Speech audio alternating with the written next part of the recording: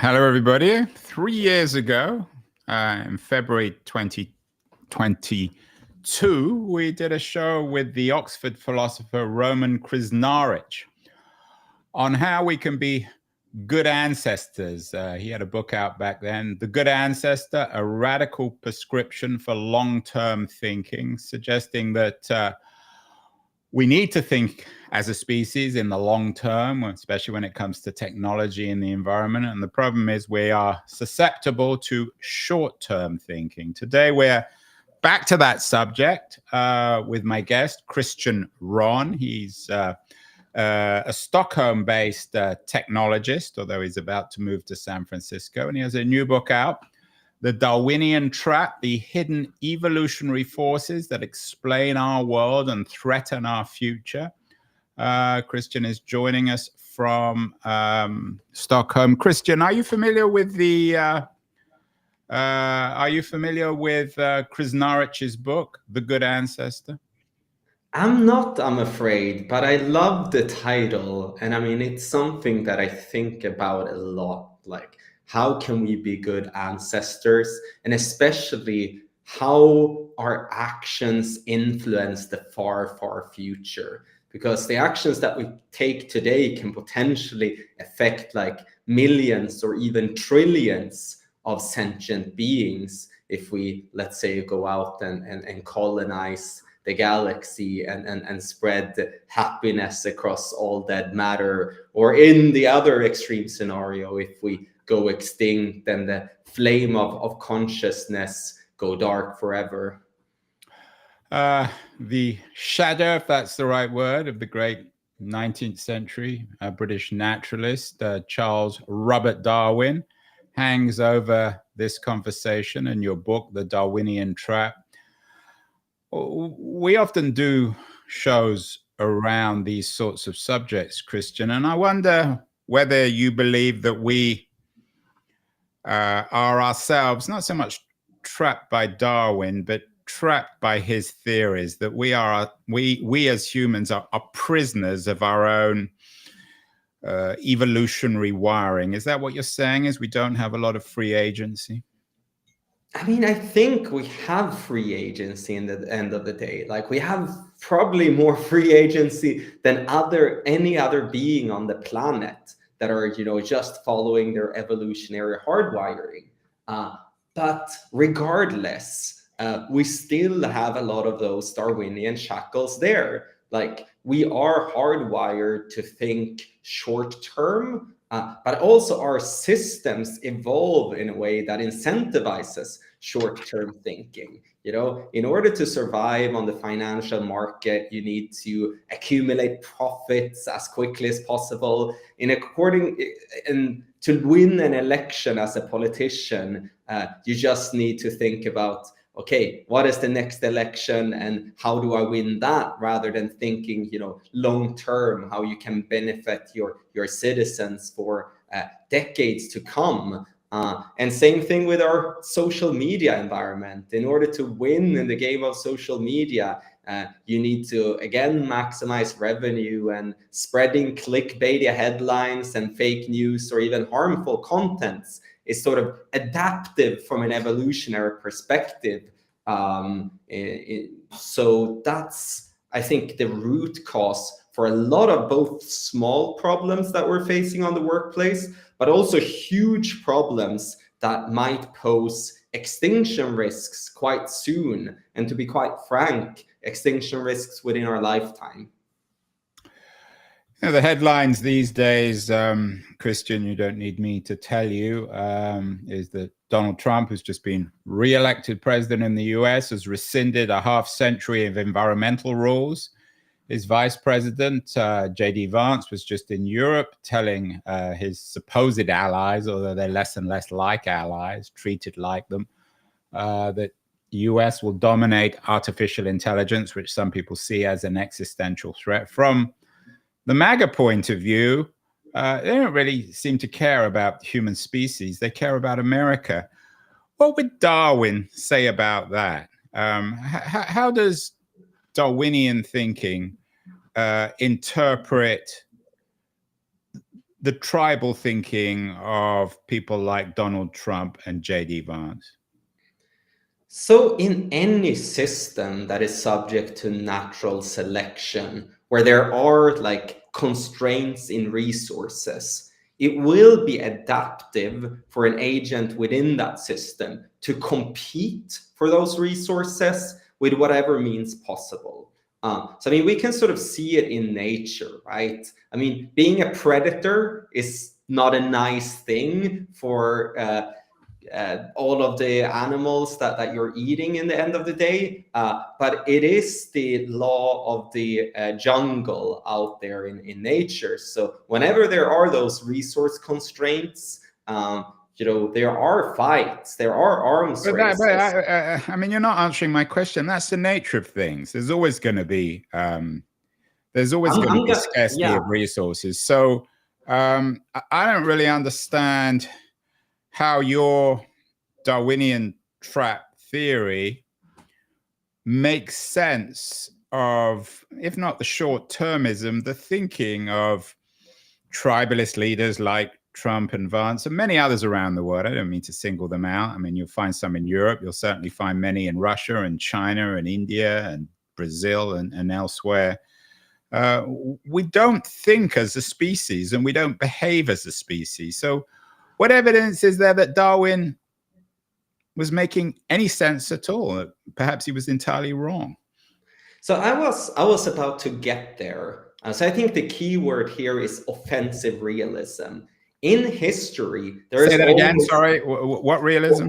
Of offensive realism. So it's essentially the idea within international politics that in order to survive as a nation state, you need to invent new technologies with better weapons so that you can compete for resources with other nation states. And that has been the norm throughout our entire history, more or less. I mean, it has been a bloodbath of war and all sorts of horrible things before we came to the Enlightenment and invented the rule of law. So it has always been the case that, more powerful states try to subjugate others, take their resources. So I think we have, to the contrary, actually lived in quite exceptional times in the past 200-300 years. With the Enlightenment, with the rule of law, where actually defection, killing others, hurting others are penalized, but also in the international arena, where we have had somewhat of a benevolent superpower in terms of the United States, creating the UN, creating global systems and norms, and actually where the breaking of those norms have been penalized. But this is just like a few hundred years. And I think if you zoom into the bigger evolutionary picture here, like it has always been... Right. But that's my point, Kristian, is that maybe it's always what you call offensive realism has always been excuse the word, reality, is because it reflects truth. And even the so-called Enlightenment you talked about was created, many critics suggest, was created by European powers to promote their own interests. So along with supposed international norms you talked about, we had slavery and colonialism and all the rest of it. So my point is, why isn't that the reality? That offensive realism reflects the nature of things, and it's the way we behave, and for better or worse, it's the way we're always going to behave.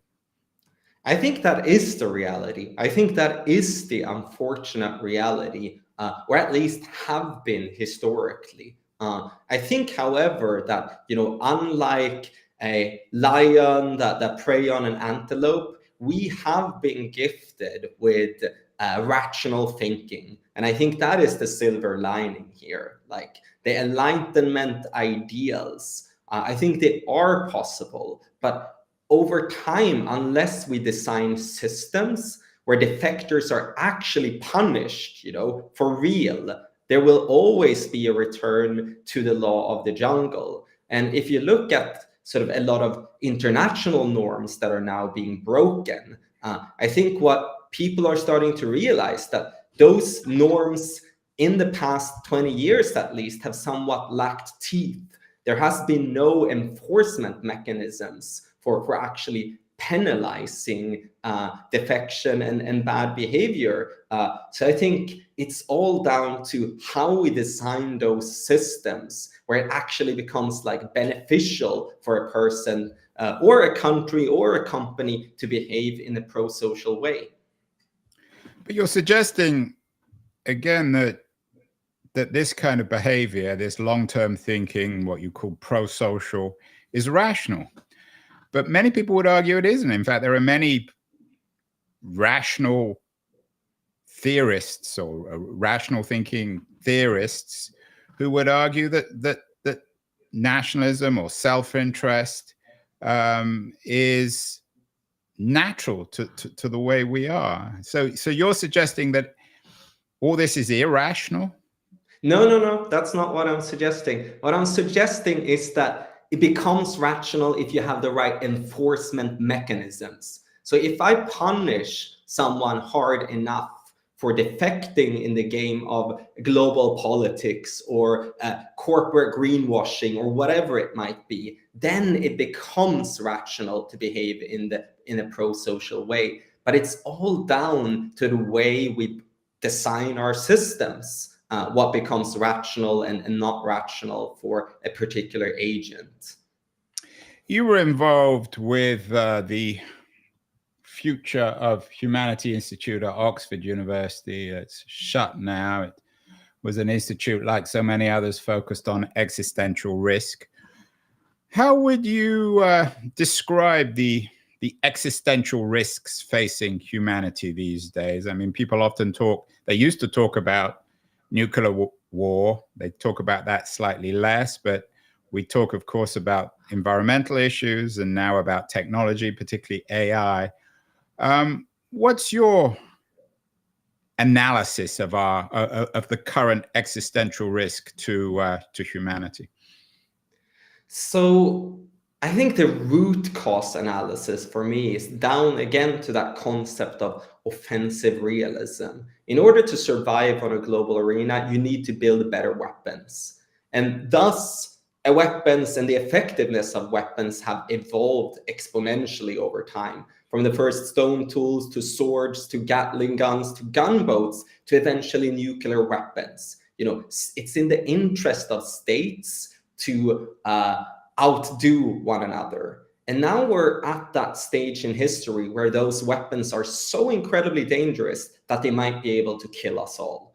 Like, for instance, I take that up in the book, a nuclear war between Russia and the US would kill 5 billion people as a result of something called nuclear winter. And if you look in history, there has actually been like a lot of close calls, like almost wars between Russia and the US. And the next frontier of that is probably engineered pandemics and bioweapons. Like, all major countries and the national security establishment of those countries are worried about the rabies 2.0 being developed by someone. Yeah, and in terms of, Kristian, if you talk about the close escapes, is the reason why there hasn't been nuclear war over the last almost 100 years since we've had the weapons because of the mutually assured destruction? The fact that, I mean, a lot of American military people suggested that before the Russians had nuclear weapons, that Americans should use them on Russia, but they chose not to. Is most of the reason we haven't used it because of mutually assured destruction? I think it's mutually assured destruction and a bit of luck.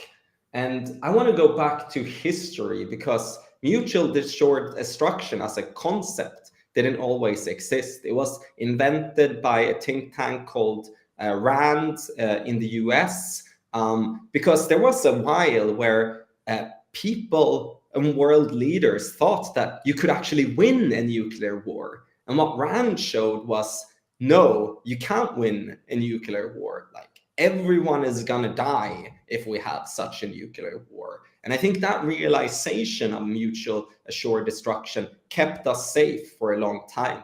But we also had a lot of close calls. So I think there was a lot of luck involved.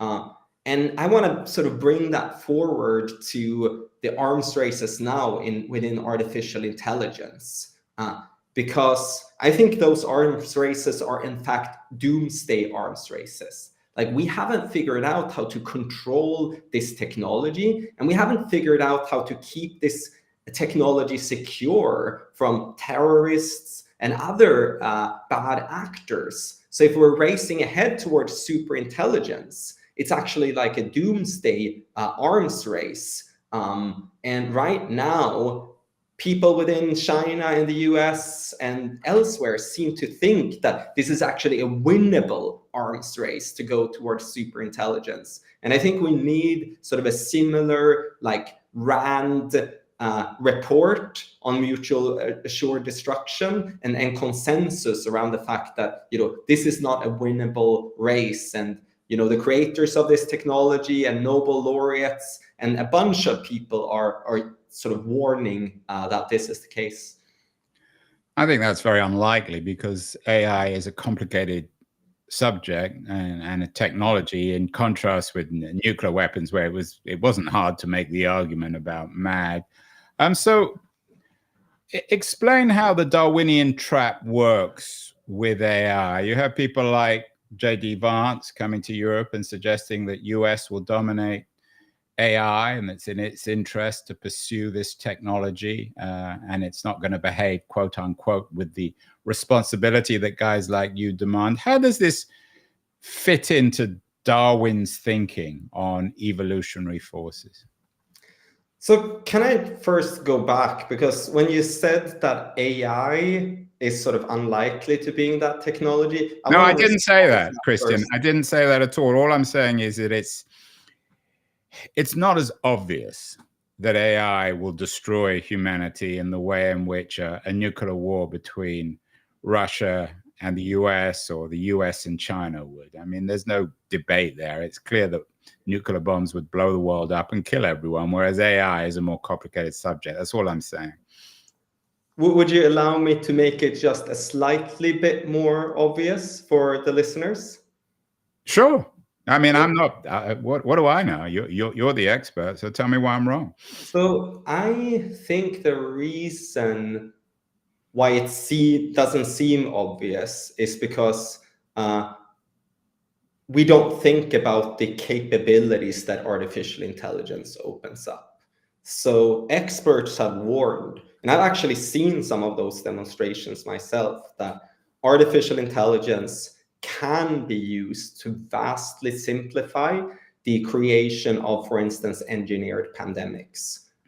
So as intelligence grows, so grows the capability for nation states and other actors to produce various types of dangerous weapons that would give them an advantage. So I would sort of see artificial intelligence as a multiplier on top of existing weapons. Yeah, no, I accept the argument, and I probably would agree with you. But my point is simply that that's still, shall we say, debatable. I don't think anyone argued against mutually assured destruction, in the sense that if America and Russia started lobbing nuclear weapons at one another, most of the human race would die. I don't think there was any doubt about that. But anyway, moving back to the Darwinian trap, is it because we're thinking in short term that we are locked in because of our internal wiring, that we're locked into short term thinking on these things, and that we're not thinking long term? I think that is, like, indeed the case. And I also would say that if you look at sort of natural selection, you could sort of say that it's a sort of optimization algorithm. And what I mean by that is natural selection works through essentially trial and error. And whenever you sort of try a new strategy, it will essentially tell you that this strategy is adaptive right now, in this very moment, but it might not be adaptive in the future. So for instance, if you are a politician, it might be adaptive in the short run to call your political opponents evil, maybe spread some false information about them, and perhaps lie and cheat. And in the short term, it might win you the election, but sort of in the long term, it results on the trust for politicians entirely being sort of at an all-time low. And same thing with nuclear weapons. In the short term, it might be adaptive to get a few more nukes in order to show your opponents that you mean business. But in the long term, it will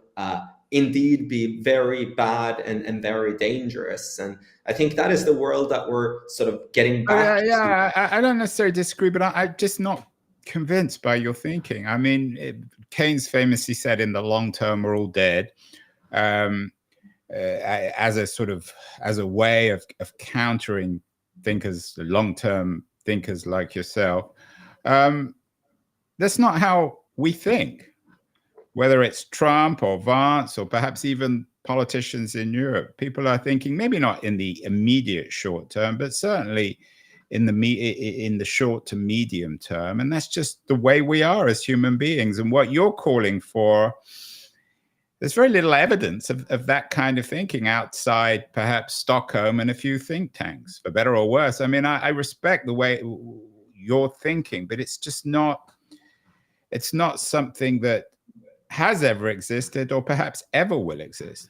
So what do you mean by my thinking here? So I understand what you're saying. Well, you're thinking about the long term as a species, and that we're only able to think that we should be thinking in the long term. And as I said, for most people in the long term, we're all dead. We might be able to think a generation or two ahead, but that's it for most people. And when you think of people like Trump and Vance who are in power now, they think in the short term and they think tribally. And that's absolutely. I mean, that's exactly the point in the book. So I think we need to differentiate like empirical statements and normative statements.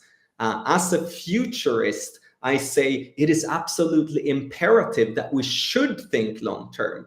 But in terms of what reality is today, like we're absolutely thinking short term. And I think we're de facto evolutionary hardwired to think short term.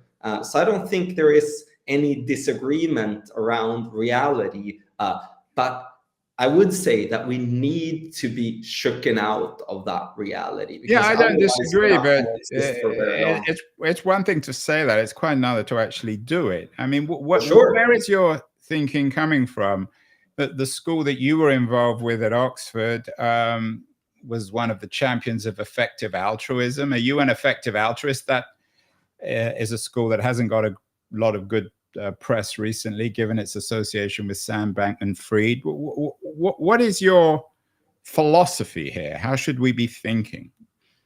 Yeah, so me personally, like I would say that I'm some sort of utilitarian philosopher, meaning that I think the well-being of sentient beings matters, regardless if it's someone on the other side of the planet or for future generations. But that is my personal philosophy. I think the point that I want to make in the book is that my philosophy is not necessarily right, but we need a robust conversation about values. Like your values might be freedom, someone else's value might be to be in nature. And I think that's absolutely fine. But we need a policy framework where we have a robust conversation about those values and how the decisions that we make today might affect those long-term values, regardless of what those values are. So give me an example of that kind of, you call it a robust conversation. All conversations, if they're any good, are robust. I hope this is a robust conversation, Kristian. Give me some examples of robust conversations as models for what you want us to begin to address. So I think the conversational piece is one piece, and then I think the system design, but maybe we can come there later. Well, so let's get to the system design. So you brought up robust conversations. Yeah. Give me some models for that, because I don't see any evidence of it anywhere. Robust conversations. So I would say that, there is a bit of hope in terms of people, at least some niche audiences, being interested in more long form podcasts where you have debates from a position of empathy instead of shouting and screaming, and you really sort of try to understand where the other person comes from. And then I would say that there are like good governance examples in the world. I think Switzerland is a good example of how, if you actually empower your citizens to make direct decisions, it can create a lot of, it doesn't need to devolve into like polarization or anything of that sort. And instead, you can debate topics, and you can trust that people actually want what is good for. Yeah, I mean, the Swiss example is interesting on lots of levels. Firstly, it's a very unusual country, a very wealthy Yes. country, a country surrounded by mountains. But also, Swiss history is not exactly distinguished by its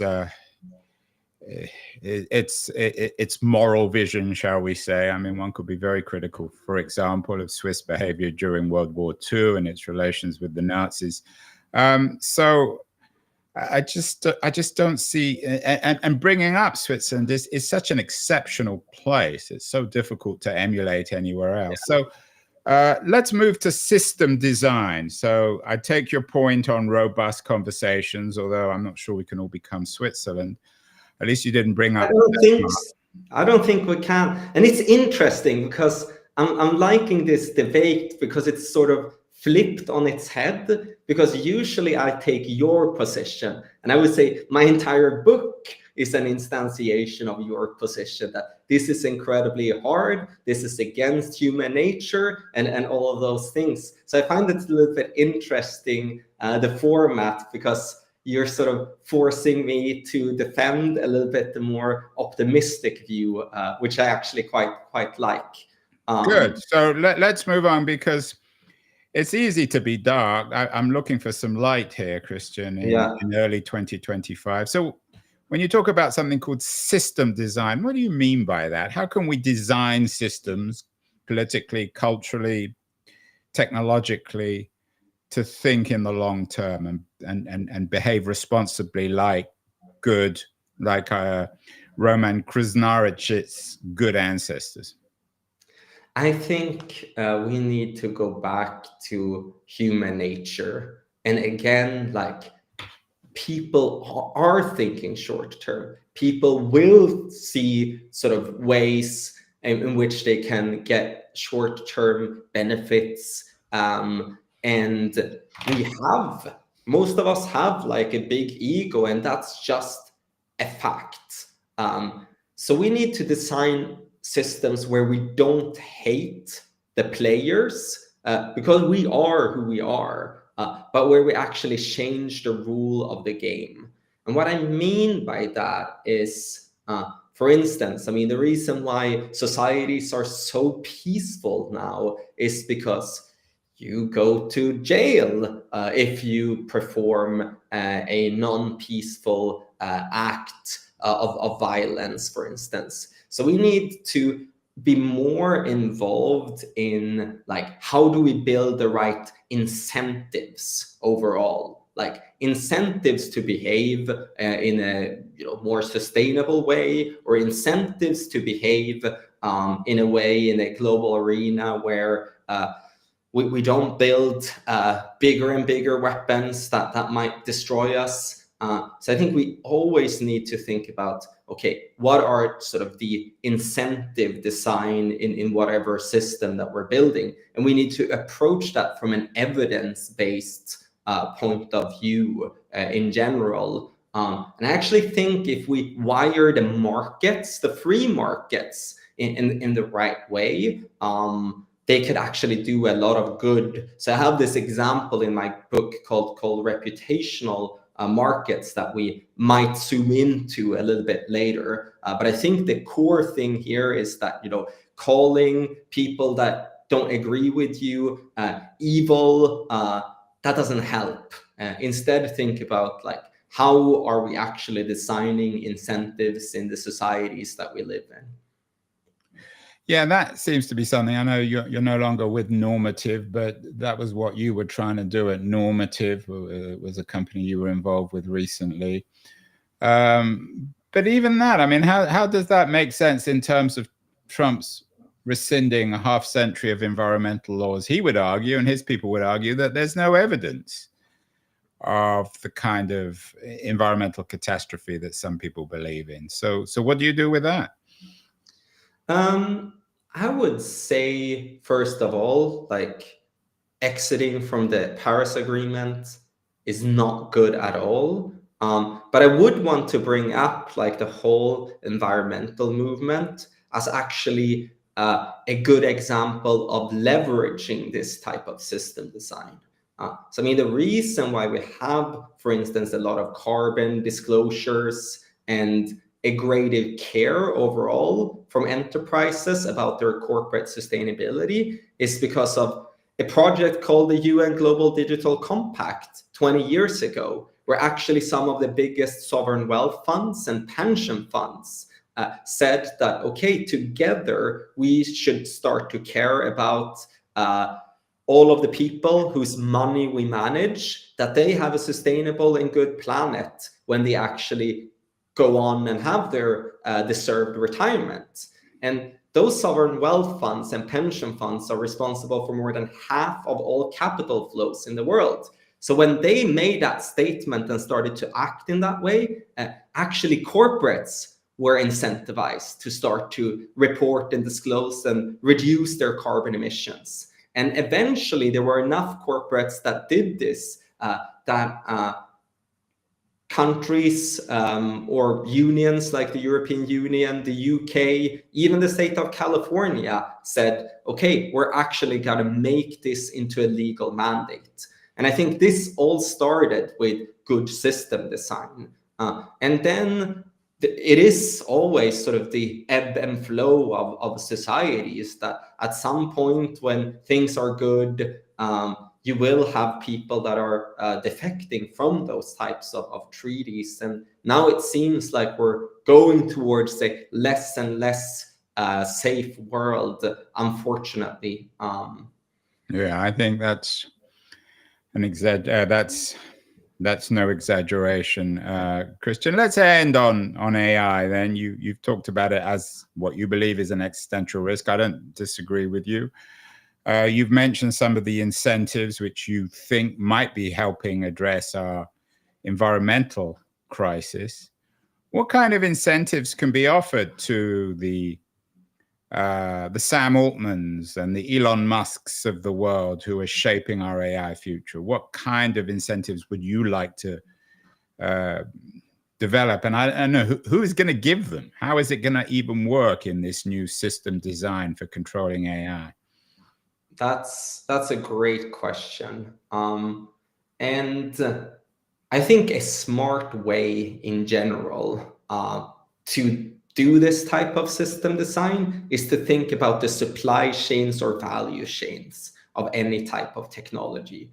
Because sometimes you don't need to change the entire system. It is enough to just change like one part of a critical value chain in order to incentivize everyone else to fall on board on the program. So I mentioned climate change before, like those paid pension funds were such a critical part in the world economy, so that a bunch of other enterprises came on board on the project of net zero, like I think 95% of Fortune 500 enterprises. So how do we apply this type of thinking to AI?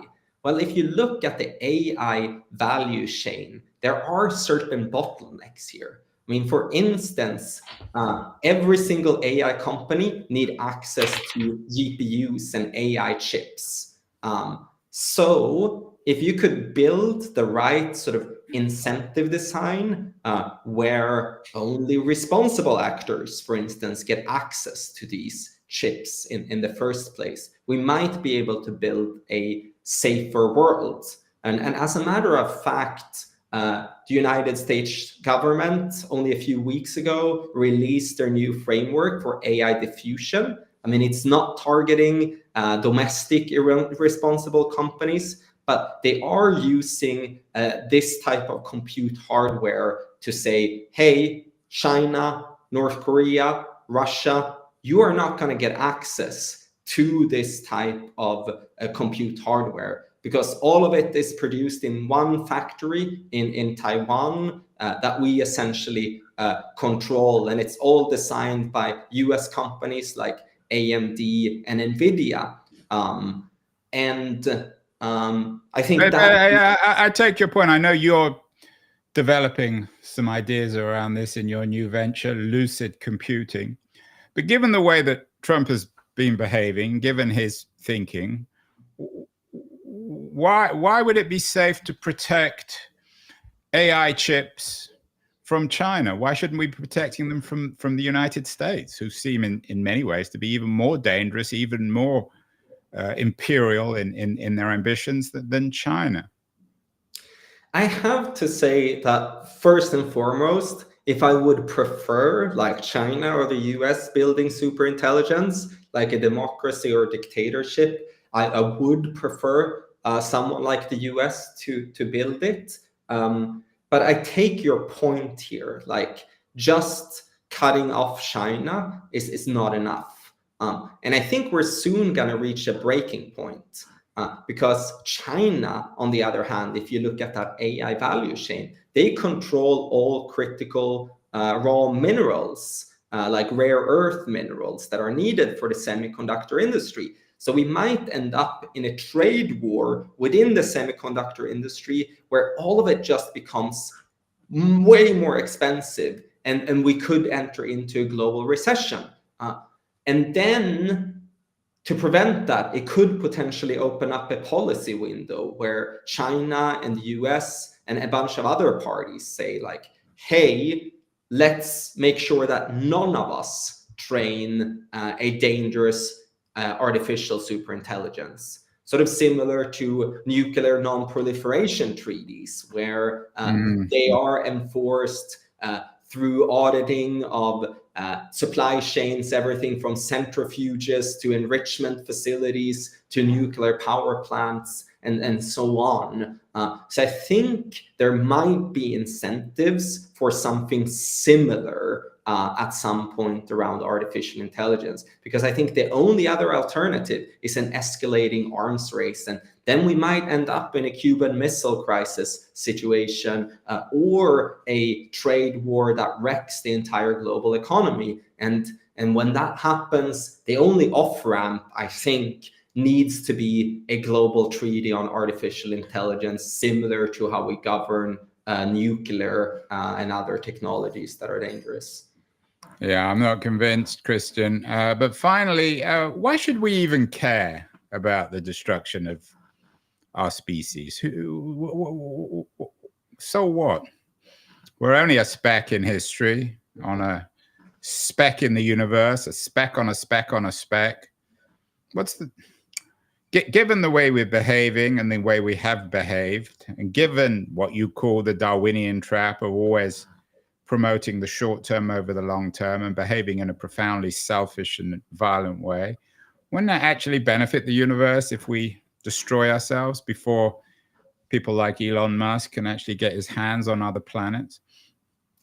I definitely don't agree with that. And I can tell you like why I disagree, but I will also tell you why I think most other people would disagree as well. So for me personally, like I think that we know that us humans have consciousness, for instance. Giving up the world to machines that might turn out that flame of consciousness without even knowing if they're conscious would be like a really, really bad outcome. It could lead to a completely dead universe. But I would say, like, regardless of what values you have in order to instantiate those values, regardless if it's freedom or time in nature or time with your family, it is a prerequisite for you to be alive to fulfill those values. So I think if you survey people, most people would say, okay, let's keep humanity going. It's actually a great thing. And I would tend to very much agree with that. And finally, Kristian, if you knew the world was ending tomorrow, what would you do this evening? Wow, what a great question. I think I would spend time with my family, my mom and dad and sister, and I think tell them how much I love them, and maybe have a nice meal together, something like that. Maybe you will escape the Darwinian trap. Maybe that's what we all need to know, Kristian Ronn, that the world's being destroyed tomorrow, and we'll see how that reflects on us, what we do in our evenings. The author of The Darwinian Trap. Good stuff. That was a robust conversation, responsible, respectful, lots of interesting subjects. AI, the environment, nuclear weapons. Congratulations, Kristian, on the new book, and best of luck with your new venture, Lucid Computing in San Francisco. Thank you so much.